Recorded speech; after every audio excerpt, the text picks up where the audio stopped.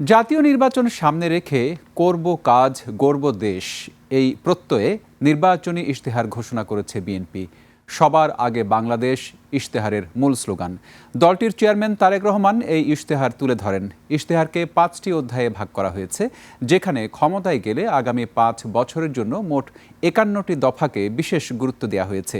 এর মধ্যে 9টি প্রধান প্রতিশ্রুতি বাস্তবায়নের অঙ্গীকারও করেছে বিএনপি। বিস্তারিত আকবর হোসেন সুমনের রিপোর্টে। সানবিট সব দিবে সামাল। সানবিট ম্যাজিক প্রেস ডিশওয়াশিং এর মাথা ঘোরানো সলিউশন। বিএনপির প্রতিষ্ঠাতা ও সাবেক রাষ্ট্রপতি জিয়াউর রহমানের 19 দফা রাষ্ট্রদর্শন, খালেদা জিয়ার ভিশন 2030 এবং তারেক রহমান ঘোষিত রাষ্ট্র মেরামতের 31 দফা দলটির এবারের ইশতেহারের ভিত্তি। নির্বাচনী ইশতেহারে দলের চেয়ারম্যান তারেক রহমান জানান, স্লোগান নয় বরং সুনির্দিষ্ট পরিকল্পনায় বিশ্বাসী তার বিএনপি। ক্ষমতায় গেলে রাষ্ট্র পরিচালনার মূলনীতি হবে লুটপাট নয় উৎপাদন, ভয় নয় অধিকার এবং বৈষম্য নয় ন্যায্যতা। এবার বাংলাদেশ পুনর্গঠনের পালা। প্রায় 20 কোটি মানুষের জন্য বাংলাদেশকে একটি গণতান্ত্রিক নিরাপদ রাষ্ট্রে প্রতিষ্ঠিত করার পালা।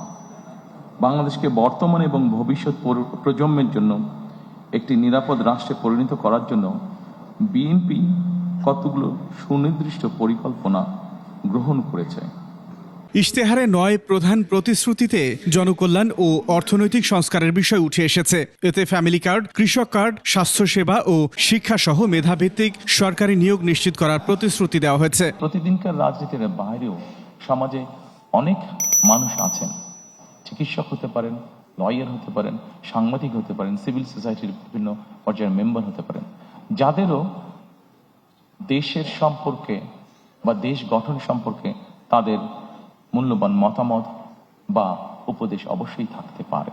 ধর্মীয় ও সামাজিক সম্প্রীতি রক্ষার তাগিদও রয়েছে ইশতেহারে।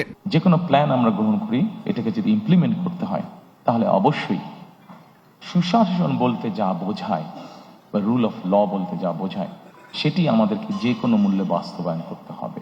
রাষ্ট্র ব্যবস্থা সংস্কার ও সুশাসন, সামাজিক উন্নয়ন ও বৈষম্য নিরসন, ভঙ্গুর অর্থনীতি পুনর্গঠন ও $1 ট্রিলিয়ন লক্ষ্য, অঞ্চল ভিত্তিক সুষম উন্নয়ন ও পরিকল্পিত নগর এবং ধর্ম, সংস্কৃতি ও গণমাধ্যমকে ইশতেহারের 5 স্তম্ভ হিসেবে উল্লেখ করা হয়েছে।